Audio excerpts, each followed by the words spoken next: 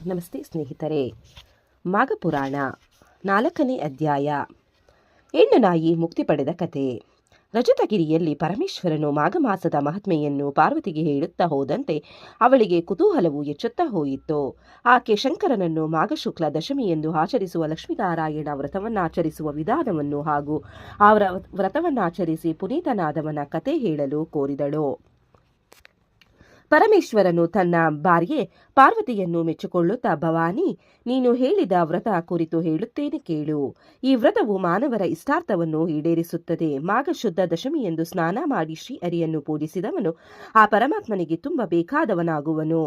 ಶುಕ್ಲ ದಶಮಿಯ ಬ್ರಾಹ್ಮಿ ಮುಹೂರ್ತದಲ್ಲಿ ಸೂರ್ಯೋದಯವಾಗುತ್ತಿರುವಾಗ ಸ್ನಾನ ಮಾಡಿ ಬಳಿಕ ಬಂದು ಮಂಟಪವನ್ನು ರಚಿಸಬೇಕು.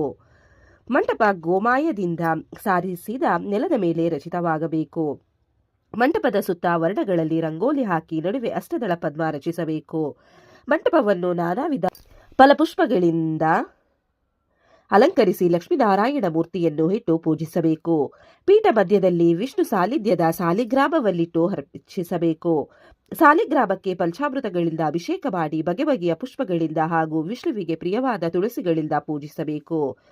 ಪರಮಾತ್ಮನಿಗೆ ಪ್ರಿಯವಾದ ಪರಮಾನ್ನ, ಪಾಯಸ, ಹೋಳಿಗೆಗಳಲ್ಲೂ ನೈವೇದ್ಯ ಮಾಡಬೇಕು. ಎಲ್ಲವೂ ಶ್ರೀ ಹರಿಗೆ ಸಮರ್ಪಿತ ಎಂದು ಹೇಳುತ್ತಾ ಪೂಜಿಸಬೇಕು. ವಸ್ತ್ರ, ಯಜ್ಞೋಪವೀತ, ಗಂಧ, ಅಕ್ಷತೆ, ಪುಷ್ಪ, ಧೂಪ, ದೀಪಗಳಿಂದ ಪೂಜಿಸಿದ ಬಳಿಕ ನೈವೇದ್ಯವನ್ನರ್ಪಿಸಬೇಕು. ತಾಂಬೂಲ ನಂತರ ನೀರಾಜನವನ್ನು ತೋರಿಸಿ ಬಳಿಕ ಇಷ್ಟಾರ್ಥಗಳಲ್ಲಿ ಈಡೇರಿಸು ಎನ್ನುತ್ತಾ ದೇವರಿಗೆ ಪ್ರದಕ್ಷಿಣೆ ನಮಸ್ಕಾರ ಮಾಡಬೇಕು. ಕಾಯೇನ ವಾಚ ಮನಸೈಂದ್ರಿಯೇರ್ವ ಬುದ್ಧಿಯೇ ಧ್ಯಾನವ ಪ್ರಕೃತೆ ಸ್ವಭಾವತ್ ಕರೋಮಿ ಯದತ್ ಸಕಲಂ ಪರಸ್ಯೈ ಶ್ರೀಮನ್ನಾರಾಯಣನ ಮೇಲೆ ಸಮರ್ಪಯಾಮಿ ಎಂದು ಹೇಳುತ್ತಾ ತಾಮ್ರದ ಪಾತ್ರೆಯಲ್ಲಿರುವ ನೀರಿನಿಂದ ಶ್ರೀಹರಿಗೆ ಆರ್ಗೆ ಬಿಡಬೇಕು. ಮಾಘ ಸ್ನಾನ ಮಾಡಿ ದೇವತಾ ಪೂಜಾ ಆದ ನಂತರ ಬ್ರಾಹ್ಮಣರಿಗೆ ಧಾನ್ಯಾದಿಗಳನ್ನು ದಾನ ಮಾಡಬೇಕು. ಮಾಘ ಪುರಾಣವನ್ನು ಕೇಳಿ ನಂತರ ಬ್ರಾಹ್ಮಣರಿಗೆ ಸಂತರ್ಪಣೆಯನ್ನು ಮಾಡಬೇಕು. ಹೀಗೆ ಲಕ್ಷ್ಮೀನಾರಾಯಣ ವ್ರತ ಕೈಗೊಂಡವನು ಸಕಲ ಪಾಪಗಳಿಂದ ಮುಕ್ತನಾಗುವನು. ಪೂರ್ವದಲ್ಲಿ ಒಬ್ಬ ರಾಜ ಇಂತಹ ವ್ರತ ಮಾಡಿ ಪಾಪದಿಂದ ದೂರನಾದನು. ಆ ಕಥೆಯನ್ನು ಕೇಳುವವಳಾಗು. ಬಹುಕಾಲದ ಹಿಂದೆ ಸರ್ವಶಾಸ್ತ್ರ ಪಾರಂಗತನು ಸಕಲ ಜೀವರಾಶಿಗಳಲ್ಲಿ ದಯೆಯುಳ್ಳವನು ಆದ ಒಬ್ಬ ಮುನಿ ಇದ್ದನು. ಹೆಸರು ಗೌತಮ. ಅವನು ಹಲವಾರು ಮುನಿಗಳಿಂದ ಗೌರವಿಸಲ್ಪಟ್ಟಿದ್ದನು. ಒಮ್ಮೆ ಗೌತಮ ತನ್ನ ಕೆಲವು ಶಿಷ್ಯರೊಂದಿಗೆ ತೀರ್ಥಯಾತ್ರೆ ಕೈಗೊಂಡನು. ತೀರ್ಥಕ್ಷೇತ್ರಗಳನ್ನು ಸಂದರ್ಶಿಸುತ್ತಾ ಅಲ್ಲಿಯ ಪುಣ್ಯ ನದಿಗಳ ಸ್ನಾನ ಮಾಡಿದನು. ಶಿಷ್ಯರು ಅವನನ್ನು ಅನುಸರಿಸುತ್ತಿದ್ದರು. ಹೀಗಿರುವಾಗ ಮಾಘಮಾಸ ಪ್ರಾಪ್ತವಾಯಿತು. ಆ ಕಾಲಕ್ಕೆ ಗೌತಮನು ಕೃಷ್ಣವೇಣಿ ಎಂಬ ನದಿ ತೀರಕ್ಕೆ ಬಂದನು. ಅದೊಂದು ಪುಣ್ಯ ನದಿ.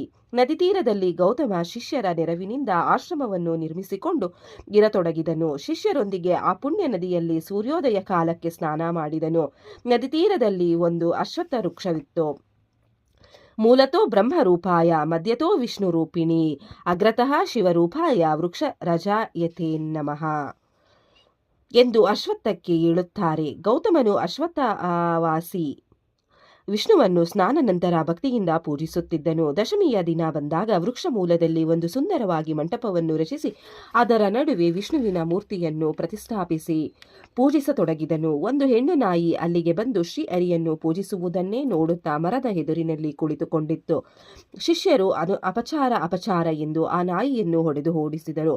ಆದರೆ ಆ ನಾಯಿ ಅತ್ತಿತ್ತ ಹೋಗಿ ಮತ್ತೆ ಅಲ್ಲೇ ಬಂದು ಕುಳಿತುಕೊಂಡಿತ್ತು. ಮತ್ತೆ ಗೌತಮನ ಶಿಷ್ಯರು ನಾಯಿಗೆ ಕಲ್ಲು ಬೀರಿ ಓಡಿಸಿದರು. ಆದರೂ ನಾಯಿ ಪುನಃ ಪ್ರದಕ್ಷಿಣೆ ಹಾಕಿ ಮತ್ತೆ ಅದೇ ಸ್ಥಾನದಲ್ಲಿ ಕುಳಿತುಕೊಂಡಿತ್ತು. ಒಟ್ಟು ನಾಯಿ 3 ಸಲ ಮಹಾವಿಷ್ಣುವಿಗೆ ಪ್ರದಕ್ಷಿಣೆ ಹಾಕಿದ ಹಾಗಾಯಿತು. ಅಷ್ಟೇ ಸಾಕು. ಅದು ಮಾಘ ಶುಕ್ಲ ದಶಮಿ ರವಿವಾರದಂದು ಯಾವಾಗ ನಾಯಿ 3 ಬಾರಿ ಶ್ರೀಹರಿಗೆ ಪ್ರದಕ್ಷಿಣೆ ಹಾಕಿತೋ ಅದು ತನ್ನ ಪ್ರಾಣಿ ದೇಹವನ್ನು ಬಿಟ್ಟು ಮನುಷ್ಯ ದೇಹವನ್ನು ತಾಳೆಯಿತು. ಅದು ಒಬ್ಬ ರಾಜನಿಗೆ ಕಾಣಿಸಿಕೊಂಡಿತ್ತು. ನಾಯಿ ರೂಪ ಹೋಗಿ ಮಾನವ ಶರೀರೆಯಾದ ರಾಜ ಓಡಿ ಬಂದು ತನ್ನ ಸ್ಥಿತಿಗೆ ಕಾರಣೀಭೂತನಾದ ಗೌತಮನಿಗೆ ನಮಸ್ಕಾರ ಮಾಡಿದನು. ಗೌತಮನಿಗೆ ರಾಜನನ್ನು ಕಂಡು ಮಹದಾಶ್ಚರ್ಯವಾಯಿತು. ಶಿಷ್ಯರು ಅವಕ್ಕಾದರು. ಗೌತಮನು, ಅಯ್ಯ, ನಿನ್ನನ್ನು ನೋಡಿದರೆ ಯಾವುದೋ ದೇಶದ ಅರಸನಾಗಿರುವಂತೆ ತೋರುತ್ತದೆ. ನೀನು ಯಾರು? ಏಕೆ ಇಷ್ಟು ಕಾಲ ನಾಯಿಯ ರೂಪದಲ್ಲಿದ್ದೆ? ಹೇಳುವಂತವನಾಗು ಎಂದು ಕೇಳಿದನು. ಗೌತಮನ ಪ್ರಶ್ನೆಗೆ ಉತ್ತರಿಸುತ್ತಾ ಆ ರಾಜನು, ಮಹರ್ಷಿ, ನಾನು ವೇಗರಥ ಎಂಬ ಹೆಸರಿನ ರಾಜ. ನನ್ನದು ಚಂದ್ರವಂಶ. ನಾನು ವಂಗ ದೇಶವನ್ನು ಪ್ರಜಾನುರಾಗಿಯಾಗಿ ಧರ್ಮ ಪರಿಪಾಲಕನಾಗಿದ್ದುಕೊಂಡು ಆಳುತ್ತಿದ್ದೆನು. ಪ್ರಜೆಗಳ ಅನುಕೂಲಕ್ಕಾಗಿ ದೇವಾಲಯಗಳು, ಕೆರೆ ಕಟ್ಟೆ ಬಾವಿಗಳನ್ನು ನಿರ್ಮಿಸಿದೆನು. ಮೇಲಾಗಿ ನಾನಾ ವಿಧ ದಾನಗಳನ್ನು ಮಾಡಿ ಸದಾ ಧರ್ಮ ಕಾರ್ಯಗಳಲ್ಲಿ ನಿರತರಾಗಿದ್ದೆನು. ಅನೇಕ ಯಜ್ಞಗಳನ್ನು ಮಾಡಿದನು. ಇಷ್ಟೆಲ್ಲ ಮಾಡಿದರೂ ನನಗೆ ಉತ್ತಮ ಲೋಕವು ಸಿಗದಂತಾಯಿತು. ಅದಕ್ಕೆ ಕಾರಣವೂ ನಾನೇ ಆಗಿದ್ದೆನು. ಹೇಗೆಂದರೆ ಒಮ್ಮೆ ನನ್ನ ರಾಜ್ಯಕ್ಕೆ ಪಿಂಗಳನೆಂಬ ಮುನಿಯು ತಾನೊಂದು ಯಜ್ಞವನ್ನು ಆಚರಿಸುತ್ತಿರುವುದಾಗಿ ಹೇಳಿಕೊಂಡು ದಕ್ಷಿಣೆ ಕೇಳಲು ಬಂದನು. ನಾನಾದರೂ ಆ ಮುನಿಯಲ್ಲಿ ಗೌರವ ಉಳ್ಳವನಾಗಿ ಅವನನ್ನು ಆರ್ಘ್ಯಪಾದ್ಯಾದಿಗಳಿಂದ ಸತ್ಕರಿಸಿ ಉಪಚಾರ ಮಾಡಿದೆನು. ಇವುಗಳಿಂದ ಸಂತುಷ್ಟನಾದ ಆ ಮುನಿವರನು ನನಗೆ, ಅಯ್ಯ ಮಹಾರಾಜ, ಇದೋ ಈಗ ಮಾಘಮಾಸ. ಇದರ ರಹಸ್ಯವನ್ನು ಹೇಳುತ್ತೇನೆ ಕೇಳು. ಈ ಮಾಸದಲ್ಲಿ ಸೂರ್ಯನು ಮಕರ ರಾಶಿಯಲ್ಲಿರುವಾಗ ಸೂರ್ಯೋದಯವಾಗುತ್ತಿರುವಾಗ ಪರಮ ಭಕ್ತಿ ಶ್ರದ್ಧೆಗಳಿಂದ ಪವಿತ್ರ ಸ್ನಾನ ಮಾಡಿ ಮಾಘಮಾಸ ಮಹಾತ್ಮೆಯನ್ನು ಕೇಳಿದ್ದೇ ಆದರೆ ವೈಕುಂಠ ಲೋಕ ಪ್ರಾಪ್ತಿಯಾಗುವುದು. ಅರಿತೋ ಅರಿಯದೆಯೋ ಈ ಮಾಸದಲ್ಲಿ ಒಂದು ದಿನ ಸ್ನಾನ ಮಾಡಿದರೂ ಅಂಥವನು ಪಾಪಗಳಿಂದ ಮುಕ್ತನಾಗುವನು. ಆದರೆ ಮಾಘಮಾಸದ ಕೊರೆಯುವ ಚಳಿಗೆ ಎದುರಿಕೊಂಡು ಸ್ನಾನ ಮಾಡದವನು ಚಂಡಾಲನಾಗಿ ಹುಟ್ಟುವನು. ಒಂದು ವೇಳೆ ಚಂಡಾಲನಾದವನು ಸ್ನಾನ ಮಾಡಿದರೆ ಅದರ ಫಲದಿಂದ ಬ್ರಾಹ್ಮಣನಾಗಿ ಜನಿಸಿ ಪುಣ್ಯಭಾಜನನಾಗುವನು. ಒಟ್ಟಿನಲ್ಲಿ ಮಾಘಸ್ನಾನ ಮಾಡಿದವನು ಸ್ವರ್ಗವಾಸಿಯಾಗುವನು. ಅವನಿಗೆ ನರಕ ದರ್ಶನವಾಗುವುದಿಲ್ಲ. ನೀನು ಈ ವ್ರತವನ್ನು ಕೈಗೊಂಡು ಸುಖಿಸು ಎಂದನು. ಆಗ ನಾನು, ಮಹಾತ್ಮ, ಹಬ್ಬಬ್ಬ, ಮಾಘಸ್ನಾನವನ್ನು ಚಳಿಯಲ್ಲಿ ಮಾಡುವುದೇ ನನ್ನ ಕೈಲಾಗುವುದಿಲ್ಲ. ಆ ಚಳಿಯಲ್ಲಿ ತಣ್ಣೀರು ಸ್ನಾನ ಮಾಡಿದರೆ ನನ್ನ ಪ್ರಾಣ ಉಳಿಯುವುದೇ? ಇಲ್ಲ ಇಲ್ಲ, ಬೇಕಿದ್ದರೆ ದಾನ ಧರ್ಮ ಮಾಡುವೆನು, ಆದರೆ ಮಾಘಸ್ನಾನ ಮಾಡಲಾರೆ ಎಂದು ಉದಾಸೀನನಾಗಿ ನುಡಿದೆನು. ಇದರಿಂದ ಆ ಮುನಿವರನು ಅಸಮಾಧಾನ ಹೊಂದಿ ನನ್ನಿಂದ ಯಜ್ಞಾದಕ್ಷಿಣೆಯನ್ನು ಸ್ವೀಕರಿಸುವ ಮನಸ್ಸುಳ್ಳವನಾಗಲಿಲ್ಲ. ನಾನು ಹೇಗೋ ಒತ್ತಾಯಿಸಿ ಅವನಿಗೆ ಯಜ್ಞ ದಕ್ಷಿಣೆಯನ್ನಿತ್ತು ಕಳುಹಿಸಿಕೊಟ್ಟೆನು. ಏನು ಮಾಡಿ ಏನು ಫಲ? ಮಾಘಸ್ನಾನದ ಮಹಿಮೆಯನ್ನರಿತು ನಾನು ಮಾಘಸ್ನಾನ ಮಾಡದ ಪ್ರಯುಕ್ತ ಮೃತನಾದ ನಂತರ ನರಕಲೋಕವಾಸಿಯಾದೆನು. ಅಲ್ಲಿ ನಾನಾ ವಿಧವಾದ ಬಾಧೆಗಳನ್ನು ಅನುಭವಿಸಿ ಭೂಮಿಯ ಮೇಲೆ 16 ಸಲ ಕತ್ತೆಯಾಗಿಯೂ 24 ಸಲ ನಾಯಿಯಾಗಿಯೂ ಹುಟ್ಟಿದೆನು. ಇದೀಗ ನಿಮ್ಮ ದೆಸೆಯಿಂದ ಹಾಗೂ ಭಗವಂತನ ಕೃಪೆಯಿಂದ ನಾಯಿಯ ಜನ್ಮದಿಂದ ಬಿಡುಗಡೆ ಹೊಂದಿ ಪುನಃ ರಾಜನಾಗಿ ಕಾಣಿಸಿಕೊಂಡೆನು.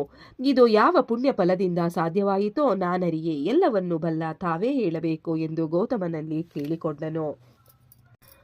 ಗೌತಮನು ಎಲ್ಲಾ ಸಂಗತಿಗಳನ್ನು ಕೇಳಿದ ಬಳಿಕ ರಾಜನಿಗೆ, ಮಹಾರಾಜ, ನೀನು ಇದುವರೆಗೂ ಪಟ್ಟ ಬಾಧೆಯೆಲ್ಲ ನೀನು ಮಾಘಸ್ನಾನವನ್ನು ಉಪೇಕ್ಷಿಸಿದುದರಿಂದಲೇ ಆಗಿದೆ. ಮಾಘಸ್ನಾನದ ಮಹಿಮೆ ಸಾಧಾರಣವಾದುದಲ್ಲ. ಇನ್ನು ನಾಯಿಯ ಜನ್ಮದಿಂದ ಬಿಡುಗಡೆ ಹೊಂದಲು ಕಾರಣ ಹೇಳುತ್ತೇನೆ ಕೇಳು.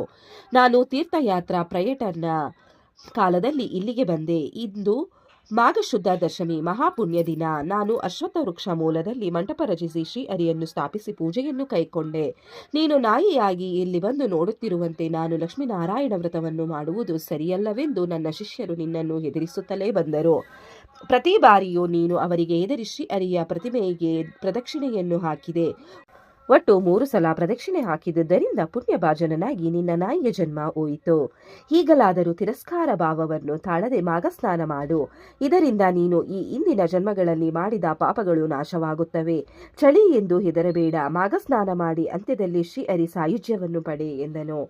ಗೌತಮನ ಮಾತುಗಳನ್ನು ಕೇಳಿದ ವೇಗರಥ ಮಹಾರಾಜನು ಮಾಘಸ್ನಾನ ಮಾಡುವ ಸಲುವಾಗಿ ನದಿ ತೀರದಲ್ಲಿ ಬೀಡುಬಿಟ್ಟನು. ಆಗಷ್ಟೇ ಅಶ್ವತ್ಥ ವೃಕ್ಷದ ಸಂಧಿಯಿಂದ ಒಂದು ಕಪ್ಪೆಯು ಕೆಳಗೆ ದುಪ್ಪೆಂದು ಬಿತ್ತು. ಗೌತಮನ ಶಿಷ್ಯರೆಲ್ಲ ಚಕಿತರಾದರು. ಕಪ್ಪೆ ಅತ್ತಿಂದಿತ್ತ ಇತ್ತಿಂದಿತ್ತ ಕುಪ್ಪಳಿಸುತ್ತಾ ಕಡೆಗೆ ತನ್ನ ಕಪ್ಪೆ ದೇಹವನ್ನು ತೊರೆದು ಒಂದು ಸ್ತ್ರೀ ರೂಪ ಧರಿಸಿ ನಿಂತಿತ್ತು. ಆ ಸ್ತ್ರೀಯು ಅತ್ಯಂತ ಸುಂದರಿಯಾಗಿದ್ದಳು. ಅವಳು ಗೌತಮ ಮುನಿಯ ಪಾದಗಳಿಗೆ ನಮಸ್ಕಾರ ಮಾಡಿ ಒಂದೆಡೆ ನಿಂತುಕೊಂಡಳು. ಮುನಿವರನು ಆಕೆಯನ್ನು, ಅಮ್ಮ, ನೀನು ಯಾರು? ಇದೇಕೆ ಕಪ್ಪೆ ಜನ್ಮವನ್ನು ತಳೆದಿದ್ದೆ? ಇಷ್ಟು ದಿನ ಎಲ್ಲಿ ಇದ್ದೆ? ಇಲ್ಲಿಗೇಕೆ ಬಂದೆ? ಎಲ್ಲ ತಿಳಿಸುವವಳಾಗು ಎಂದು ಕೇಳಿದನು. ಅವಳೊಬ್ಬ ಮುನಿ ಪತ್ನಿ. ಆಕೆ ಗೌತಮನ ದರ್ಶನದಿಂದ ಹಳೆಯದ್ದೆಲ್ಲ ನೆನಪು ಮಾಡಿಕೊಂಡು ಹೇಳತೊಡಗಿದಳು. ಇಲ್ಲಿಗೆ 4ನೆಯ ಅಧ್ಯಾಯವು ಮುಕ್ತಾಯಗೊಂಡಿದೆ. ಈ ಅಧ್ಯಾಯವನ್ನು ಕೇಳಿದವರಿಗೂ ಶ್ರವಣ ಮಾಡಿದವರಿಗೂ ಪಠಿಸಿದವರಿಗೂ ಆ ಭಗವಂತನು ಒಳ್ಳೆಯದನ್ನು ಮಾಡಲಿ. ಓಂ ನಮೋ ಭಗವತೆ ವಾಸುದೇವಾಯ ನಮಃ. ಓಂ ನಮಃ ಶಿವಾಯ. ಧನ್ಯವಾದಗಳು ಸ್ನೇಹಿತರೆ. ವಿಡಿಯೋ ನೋಡಿಕ್ಕೆ ಎಲ್ಲರಿಗೂ ಧನ್ಯವಾದಗಳು. ನಿಮಗೆ ಈ ವಿಡಿಯೋ ಇಷ್ಟ ಆಗಿದ್ರೆ ಪ್ಲೀಸ್ ಒಂದು ಲೈಕ್ ಮಾಡಿ. ನೆಕ್ಸ್ಟ್ ಇನ್ನು ಜಾಸ್ತಿ ವಿಡಿಯೋ ಹಾಕ್ತೀವಿ. ಹಾಗೆ ನಿಮ್ಮ ಫ್ರೆಂಡ್ಸ್ಗೆ ಶೇರ್ ಮಾಡಿ ಮತ್ತೆ ಸಬ್ಸ್ಕ್ರೈಬ್ ಮಾಡಿ. Thank you very much.